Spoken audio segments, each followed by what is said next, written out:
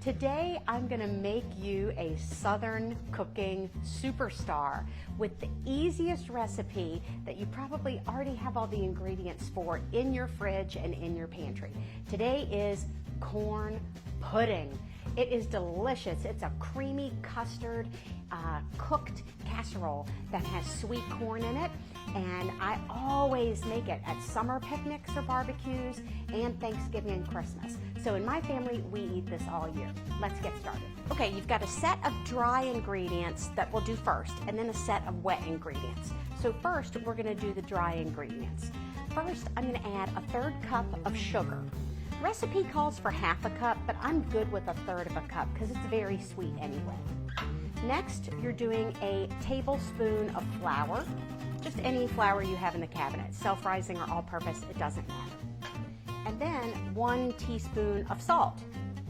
Okay, that's it for the dry ingredients. So just take your whisk and combine those dry ingredients together. All right, now we're gonna set that aside. Now it's time to do the wet ingredients. What I did was I already put 5 eggs into my mixing bowl, okay?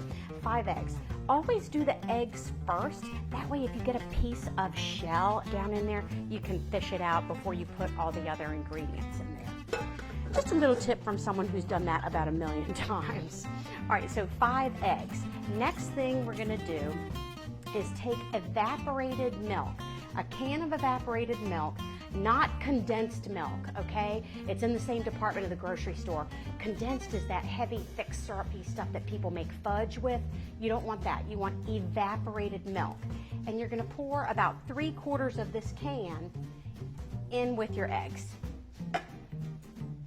Now, I'm gonna put my beater on and combine this.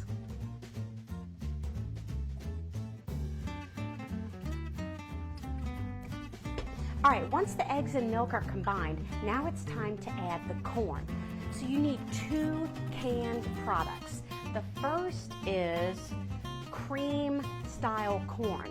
This is like that sweet liquidy kind of corn, and this really gives a great creamy sweet texture. So don't drain this, it's creamed corn. You want the whole can in the bowl. The next thing you want to do is put your corn niblets. Okay, now these are yellow corn niblets. Some people like white, some people like the gold and white combo, but I have this in the cabinet, so I'm just going to use what I have. You do want to drain this. You don't want all that liquid in the corn pudding. All right, now I'm going to put this corn in the bowl. I don't want to miss any of it. Put the beater back on and combine this at low to medium speed.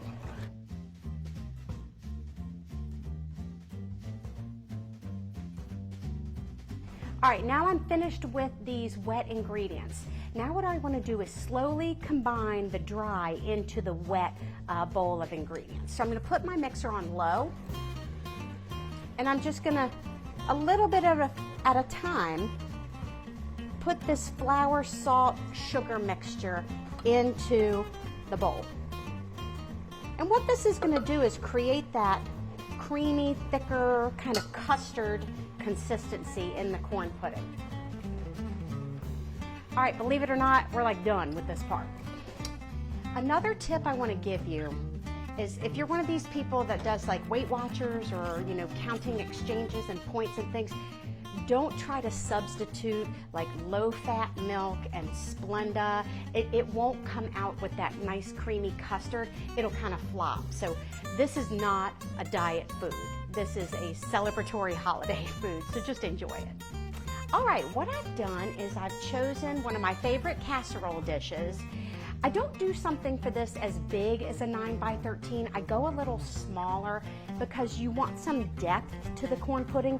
If it's this little flat sheet of corn pudding, it won't have that nice richness and consistency. So this is a casserole dish that I love, and my Aunt Barbara gave this to me many, many years ago. So I always smile when I use this to make a casserole. So I just take the butter spray, either Pam or off-brand butter spray, and just prepare the casserole dish. Now we're ready to pour the mixture into the dish.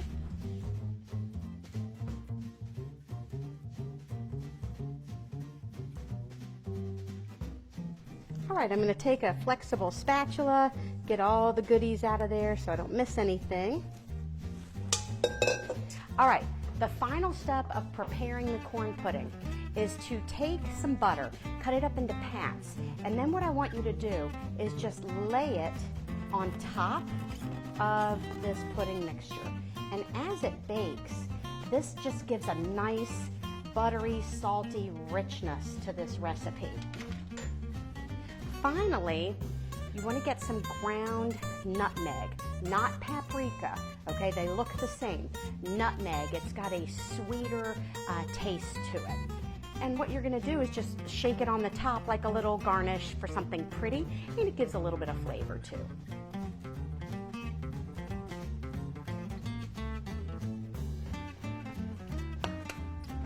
All right, now our corn pudding is ready to go into the oven. So you're going to have preheated your oven to 350 degrees, and then once you put the corn pudding in the oven, you will bake it for 45 minutes.